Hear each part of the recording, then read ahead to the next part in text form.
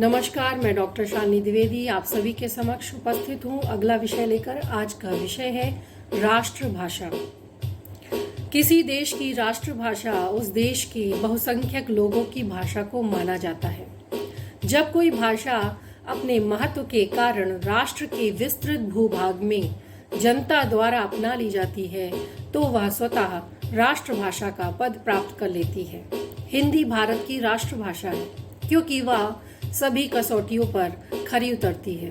राजभाषा का अभिप्राय है देश के संविधान द्वारा स्वीकृत वह भाषा जिसमें संघीय सरकार अपना काम काज करती है, अर्थात जो संवैधानिक तौर पर घोषित सरकारी कामकाज की भाषा होती है। भारतीय संविधान में अनुच्छेद 343 से 351 तक राजभाषा विषयक प्रावधान किए गए हैं और यह स्पष्ट हो गया है कि संघ की राजभाषा हिंदी और लिपि देवनागरी होगी।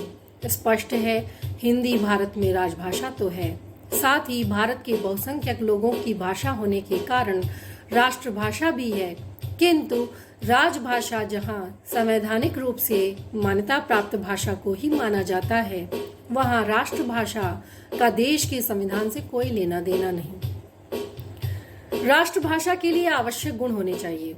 जिस प्रकार किसी राष्ट्र की संप्रभुता एवं स्वाभिमान का प्रतीक राष्ट्रीय ध्वज एवं राजचिन्ह होता है, ठीक उसी प्रकार राष्ट्र की संस्कृति एवं भाषा भी उसके आत्मगौरव और अस्मिता का प्रतीक होती है। भारत बहुभाषा भाषी राष्ट्र है। विस्तृत भूभाग वाले इस राष्ट्र में कश्मीर से लेकर कन्याकुमारी तक और कच्छ से लेकर ब्रह्मपुत्र तक अनेक भाषाएं एवं बोलियां बोली जाती हैं, किंतु सांस्कृतिक दृष्टि से भारत एक इकाई है। विभिन्नता में एकता भारत की दुर्बलता न होकर इसकी शक्ति है। कश्मीरी, सिंधी, पंजाबी, हिंदी, राजस्थानी, गुजराती, मराठी, उड़िया, असमिया, बंगला, तमिल, तेलुगु, कन्नड़, मलयालम जैसी अनेक समृद्ध भाषाएं भारत में व्यवहृत होती हैं। प्रश्न ये है कि इनमें से किसी राष्ट्रभाषा माना जाए और क्यों। सर्वप्रथम हमें राष्ट्रभाषा के लिए अपेक्षित गुणों पर विचार कर लेना चाहिए और इसके बाद ये ध्यान रखना चाहिए कि भारत की कौन सी भाषा में ये गुण सर्वाधिक मात्रा में है, उसी को राष्ट्रभाषा का सम्मान दिया जाना चाहिए। कुछ गुण हैं जो मैं आप सबके सामने रखना चाहती हूँ, वो इस प्रकार हैं। राष्ट्रभाषा बनने के जो गुण होने चाहिए उसमें सबसे पहला तो ये है कि वह भाषा देश के सभी या अधिकतम व्यक्तियों द्वारा बोली जा सकती हो। दूसरा, उसे बोलने वाले देश के किसी एक हिस्से में नहीं बल्कि विभिन्न हिस्सों में हो, ताकि वह भाषा पूरे देश में संपर्क सूत्र स्थापित करने में सक्षम हो सके। तीसरा, वह भाषा राष्ट्र की सांस्कृतिक विरासत को धारण करने में सक्षम हो, अर्थात देश के विभिन्न सांस्कृतिक पक्षों की अभिव्यक्ति उसमें हो पाती हो। चौथा, उसका शब्द भंडार इतना व्यापक हो कि देश के विभिन्न हिस्सों में प्रचलित शब्दावली उसमें शामिल हो सके।